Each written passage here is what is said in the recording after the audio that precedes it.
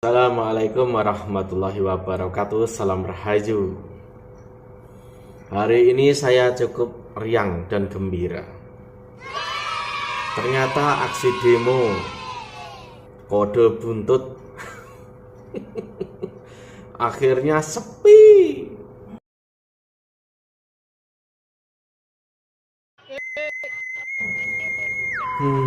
Udah saya duga karena kemarin saya melihat selebaran di medsos saat di Yogyakarta mengajak ormas-ormas Islam untuk apa yang mendemo Gus Fuad Pleret. Ternyata juga sepi.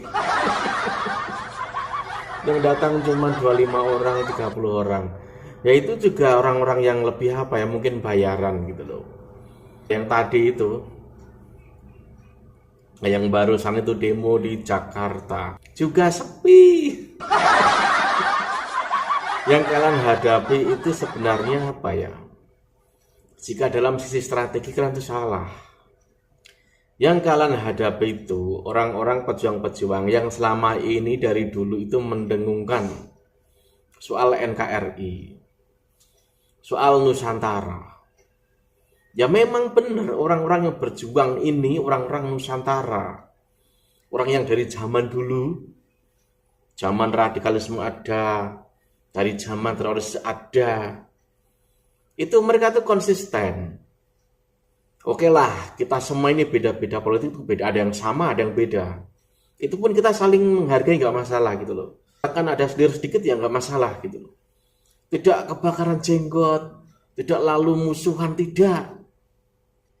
Nah apalagi ada tema-tema semacam ini. Soal hal-hal apa? Memerangi penyimpangan sejarah. Soal makam-makam palsu. Soal menjaga kesucian nasabnya Kanjeng Nabi Muhammad yang dibajak orang-orang itu. Soal budaya. Soal harga diri dan identitas leluhur orang-orang pribumi. Yang kalian hadapi itu. Ya makanya aksi kalian sepi. Ya bolehlah itu dikatakan sukses. Ya terlaksana suksesnya. Tetapi yang datang berapa biji? Itu udah saya duga, karena kemarin itu saat di Jogja ya sepi. Apa yang kalian perjuangkan, itu tidak menguntungkan siapa-siapa. Apalagi orang-orang pribumi lah misalkan yang ikut-ikut kalian itu. Itu dapat apa? Saya yakin setelah mereka banyak menonton video, mereka membaca, itu mereka baru sadar. Oh ternyata saya ini hanya dimanfaatkan oleh mereka. Sedangkan dari mereka, kaumnya mereka itu tidak turun ke jalan. Hanya segelintir bisa dihitung dengan jari. Lalu kita ngapain? Pasti orang-orang begitu. Wong yang mereka bela itu sebenarnya nasabnya mereka sendiri kok. Keluarga besar mereka sendiri kok. Ngapain kita ikut-ikutan? Pasti orang berpikir semacam itu.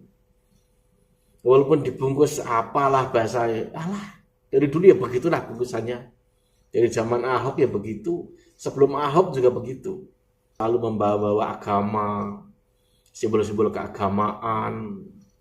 Ya kalau misalkan mau terkenal, kan udah ada yang terkenal dari mereka. Misalkan ada yang terkenal, misalkan ada yang mau terkenal, atau berkuasa, ya aktif saja di politik. Dan awalnya saya itu melihat siapa ya dulu itu, seperti Profesor Zahro. Itu secara politik seperti kemarin yang dia lakukan itu saat zaman-zaman demo beda dengan saya beda. Tetapi ternyata dia membuktikan dia ini orang akademis betulan. Yang tahu soal kebenaran, yang jujur, termasuk dia orang jujur. Karena apa yang dia katakan itu memang kok gitu loh, sesuai hasil penelitian. Yang dilakukan teman-teman itu sesuai dan itu memang harus apa ya kita terima. Ilmu yang sudah ada kita terima. Gak bisa kita tuh ingkar hanya karena gak bisa seperti itu. Kebenaran itu tidak bisa ditaklukkan dengan hanya karena ini saudaranya, hanya karena ini temennya, hanya karena gak bisa seperti itu. Dan ini ibaratnya saya menemukan video ini di WA. Ibaratnya apa ya, sudah demonya gagal, sudah demonya sepi. Ibaratnya apa ini? Dapat sentilan omelan dari Profesor Zahro. Dan saya nggak bisa bayangkan jika orang-orang yang di belahan tesis nasab yang menjaga identitas leluhur ini bergerak. Itu mengerikan loh jika bergerak. Benar, banyak orang, banyak unsur. Hanya kebanyakan kan memang tidak terlalu menonjolkan diri. Gerakan-gerakan orang Nusantara yang konsen dengan budaya, dengan identitas leluhur, karakternya memang begitu. Banyak orang pada diam karena merasa terwakili oleh si A, si B, si C ini gitu loh. Makanya cukup diam. Yang dikhawatirkan jika mereka ikut turun. Banyak unsur di berbagai ormas, di berbagai perguruan, di berbagai instansi. Itu banyak bukan main. Ya karena memang orang Nusantara ini orang mayoritas di Indonesia ini. Kan ya aneh gitu loh, berusaha mengkebiri, mengahokkan orang yang berjuang membela identitas leluhur. Ini dia, ya apa ya, ya sentilan lah dari Profesor Zahro. Ini dia videonya. Apakah benar mengingkari zuriyah Nabi itu akan dilaknat? Mengingkari zuriyah Nabi akan dilaknat. Sama dengan ngaku zuriyah Nabi, kalau bukan zuriyah Nabi juga lebih dilaknat lagi. Kalau mengingkari zuriyah Nabi karena ragu, ya tidak apa-apa lah. Bukan rukun iman kok. Kalau pasti zuriyah Nabi, ya harus kita akui dan kita hormati. Tapi sebenarnya menghormati zuriyah itu bukan hanya zuriyah Nabi, semuanya. Hanya memang Nabi SAW ketika akan wafat titip keluarganya. Tapi siapa keluarga beliau, itu masalahnya. Dan sekarang diramaikan kan, diragukan berdasarkan ilmu ini dilakukan. Ya sudah, kita tetap menghormati orangnya. Soal pengakuan zuriyah Nabi jangan dibesar-besarkan, membuat sombong. Apalagi kalau kita mendengar ceramah-ceramah orang yang ngaku keturunan Nabi tapi kemudian membuat hoax. 70 kiai tidak lebih terhormat dibanding satu Habib yang bodoh.